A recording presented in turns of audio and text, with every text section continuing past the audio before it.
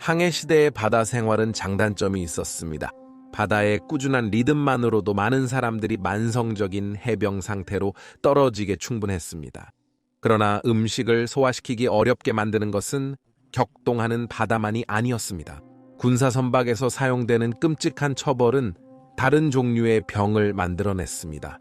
그것은 엄격한 계급제와 잔인하고 심지어는 고문 같은 훈련입니다. 어떤 범죄든 유럽연합의 해군에서의 처벌은 빠르고 가혹할 가능성이 높았습니다. 여기에서 우리는 17세기와 18세기 유럽연합 해군에서 실시된 가장 심각한 처벌 중 일부를 찾을 수 있습니다.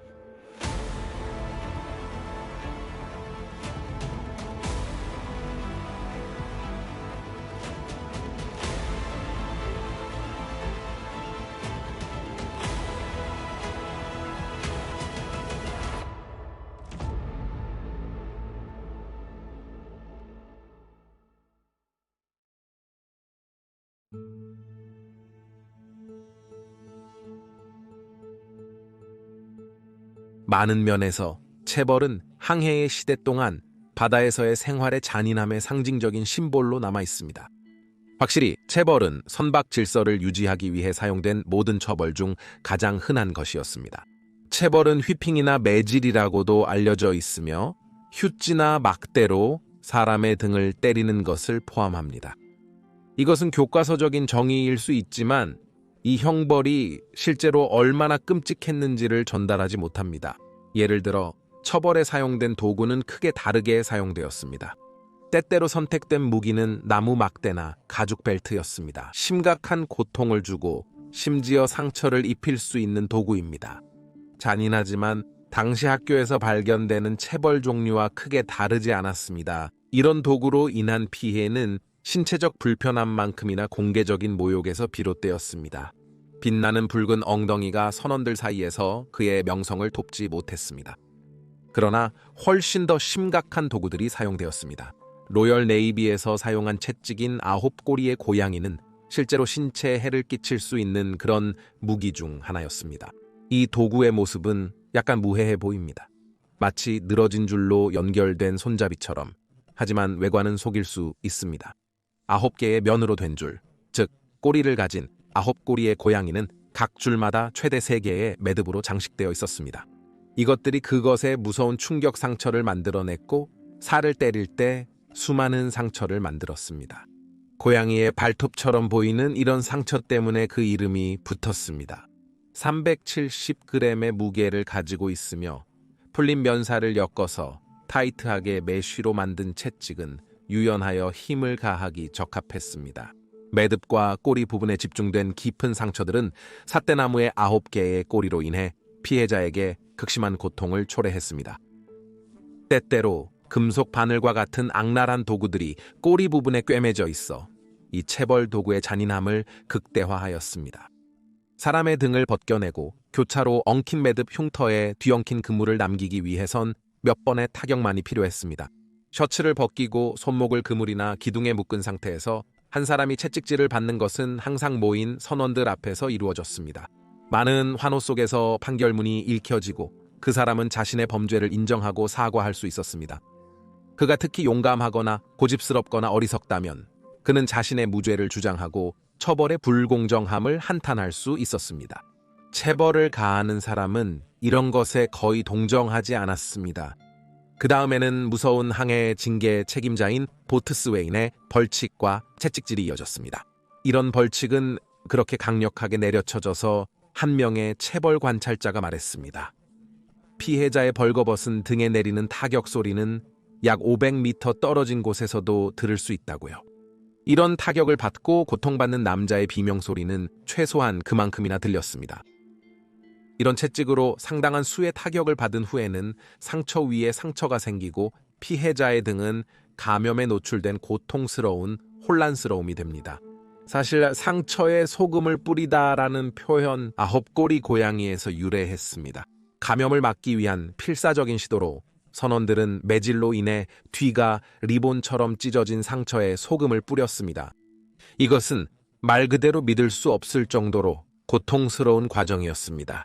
또한 일부 선박 의사들이 알고 있었을 것처럼 완전히 쓸모없는 행동이었습니다. 바닷물은 많은 세균을 포함하고 있습니다. 이 모든 과정은 오직 고통만 가져왔습니다. 일반적으로 가장 많이 받는 수치는 12차례의 채찍질이었고 이는 흔한 판결이기도 했습니다. 경미한 범죄로 인해 술에 취하거나 불쾌한 답변을 하거나 업무 태도가 나쁘면 처벌을 받을 수 있었습니다. 1000차례의 채찍질 판결은 사실상 사형 선고였습니다. 이는 아무도 견디어낼 수 없기 때문입니다. 이런 수의 채찍질은 반란, 살인 또는 끔찍하게도 동성애와 같은 책임자들이 심각한 범죄라고 생각하는 것들에 대해 예약되어 있었습니다. 해군의 한 남자는 400차례의 채찍질을 선고받았지만 대략 175차례를 받은 후에는 풀려났습니다. 그 남자는 다음 3주 동안 병원에서 보냈습니다. 캣 오 나인 테일즈는 분명히 무서운 체벌 도구였습니다. 마찬가지로 잔인한 것들이 있었지만 캣 오 나인 테일즈가 달성한 것처럼 인기를 얻은 것은 없었습니다. 관용구, 고양이를 휘두를 만한 공간조차 없다의 사용법은 현재 우리 언어에 영향을 미칩니다. 네, 이 표현은 과거 사람들이 고양이의 꼬리를 휘두르는 것에서 비롯된 것이 아니라 캣 오 나인 테일즈에서 비롯된 것으로 채찍을 휘두를 충분한 공간이 없다는 뜻입니다. 영국 선박의 배 안에서 전 세계로 퍼져나간 캣 오 나인 테일즈는 세계적으로 사용되었으며 이는 선원들뿐만 아니라 군인, 노예, 범죄자들의 징계 방식에도 영향을 미쳤습니다. 안타깝게도 이 해군의 유산은 아직 완전히 역사책에 남겨지지 않았습니다. 1948년 이후 영국에서는 실시되지 않았지만 특히 카리브해의 전 식민지 지역에서는 많은 전 영국 제국의 일부에서 체벌이 여전히 실시되고 있습니다.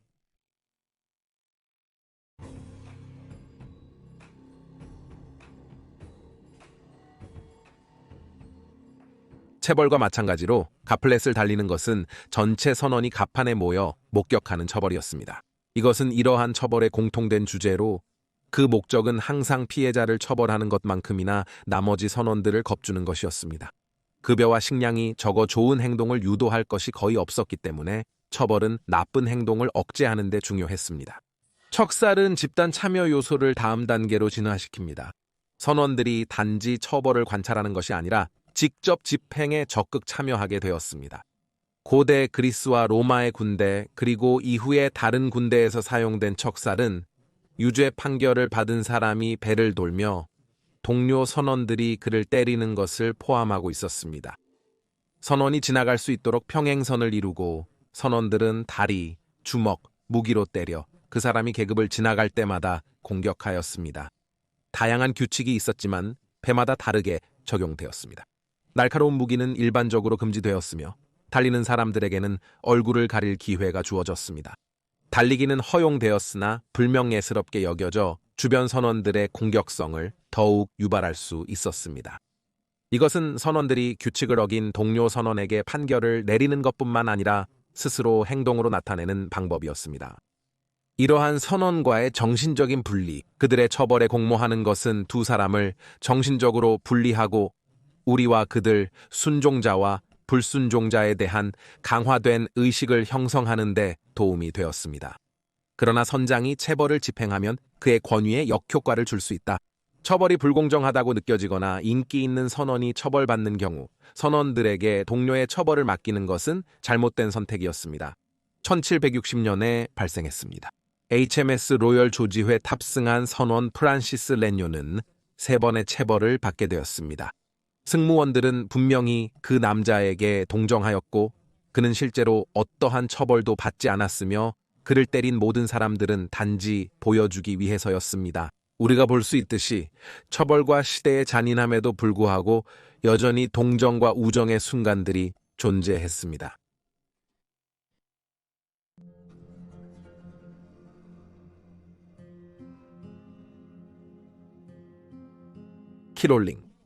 키롤링은 특히 끔찍한 형태의 처벌이며 잠재적인 처형 방법으로 특히 네덜란드 해군과 영국 왕립 해군의 선원들에게 사용되었습니다. 선원은 배 주위에 루프를 그은 줄에 묶여 다리에 무게를 묶인 채로 바다에 던져졌습니다. 선원은 배 한쪽에서 물속으로 빠져 킬 아래로 끌려갔다가 다른 쪽에 끌어올려졌습니다. 그들이 가볍다면 그들의 모멘텀은 배의 바닥을 넘지 못할 것입니다. 이 선원들은 배의 길이를 따라 선수에서 선미까지 지나가면서 조개류로 덮인 선박의 아랫면을 따라 끌려갔습니다. 다이버라면 알겠지만 이런 조개류는 놀랄 만큼 단단한 껍질과 날카로운 가장자리를 가지고 있어 피부를 쉽게 찔러 뚫을 수 있습니다. 이 바다 생물의 털같이 도단한 껍질은 선원이 그 위를 끌려가면서 면도칼처럼 베어냈습니다. 결과적으로 몸 전체에 깊은 상처들이 생기게 되어 피해자는 상처가 남고 감염 위험이 크게 증가하게 됩니다. 특히 상처에는 대량의 해양 생물이 깊숙이 박혀 있을 가능성이 높습니다. 이런 종류의 치료는 본토에서도 원시적이었습니다. 바다에서는 종종 의학은 배의 목수가 실시하는 절단 수술보다 나은 것이 거의 없었습니다. 고통 속에서 고름이 찬 상처가 염증을 일으키고 부패하면서 피해자의 지친 몸에서 힘을 빼앗아갔고 이들 중 거의 몇 명도 다음 몇 주를 살아남지 못했습니다. 무거운 선원들은 초기 하강 시 배의 바닥을 넘어서기 때문에 일부를 피했습니다. 그러나 그들이 수면 위로 올라오면 배의 바닥으로 바로 위로 솟아올라 선체나 키클에 부딪히게 됩니다. 이로 인해 발생하는 머리 부상은 두개골이 완전히 골절되지 않더라도 선원을 의식을 잃게 하고 익사 위험을 높이게 됩니다. 잔인한 자비의 한 형태로 의식을 잃은 이들은 그들의 몸이 배의 바닥을 따라 끌려가는 고통을 인식하지 못하게 됩니다. 선원이 처음 처벌을 살아남으면 다시 반복될 수 있습니다. 부상당하고 피를 흘리는 남자에게는 휴식 시간이 주어집니다. 이것은 그들이 회복하도록 하기 위한 것이 아니라 오히려 그들이 배 주변을 돌 때마다 최대한의 고통을 느끼도록 하기 위한 것이었습니다. 키롤링은 잔인했지만 해군 사령관들에게 매우 특정한 기능을 제공했습니다. 남자들이 기둥에 묶여서 채찍질 당하는 체벌처럼 킬홀링은 공개 처벌이었습니다. 이것은 충격, 공개 처벌에 초점을 맞춘 훈육의 한 형태로 모든 관람자들의 마음속에 끔찍한 이미지를 조성하여 다른 잠재적인 범죄자들이 복종에 두려워하게 만드는 것에 초점을 맞추었습니다. 이런 피비린내 나는 공연 중에 존재하는 분위기는 리브 피터스의 네덜란드 그림에서 암시되고 있습니다. 그림에서는 선박의 수술사가 키울 홀링하는 모습이 보여집니다. 다른 선박의 사람들이 이 불쌍한 사람의 사건을 목격하려고 노를 저어 나가는 것으로 보아 이 일이 특별함이 분명합니다. 따라서 키울 홀링은 한 멤버의 믿을 수 없는 고통이 모두에게 목격되고 느껴지면서 구경꾼들에게 경고하는 일종의 심리적 통제를 나타냅니다. 공급품 부족과 조건이 좁아지는 상황에서 폭력적이고 배고픈 선원들이 가득한 선박의 질서를 유지하기 위해 사회적 통제가 필수적이었습니다. 키울 홀링은 고해에서 항해하는 선원들의 생활에 있어서 잔인하고 무자비하지만 중요한 측면을 보여줍니다. 비록 1720년에는 영국에서 1750년에는 네덜란드에서 금지되었지만 이 행위는 적어도 19세기 중반까지 가끔씩 나타났습니다. 바로 죽이거나 영구적으로 신체를 손상시킬 가능성이 있는 키울 홀링은 바다에서 가장 두려운 형태의 처벌 중 하나를 대표합니다.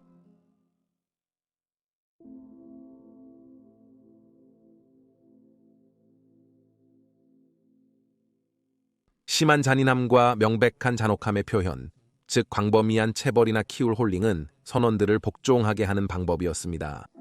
그러나 때때로 처형에는 더 직접적이고 잔인한 방법이 필요했습니다. 어떤 해군에서든 가장 심한 처벌은 보통 야드 암에서의 교수형이었습니다. 이것은 마스트를 관통하는 큰 막대였습니다.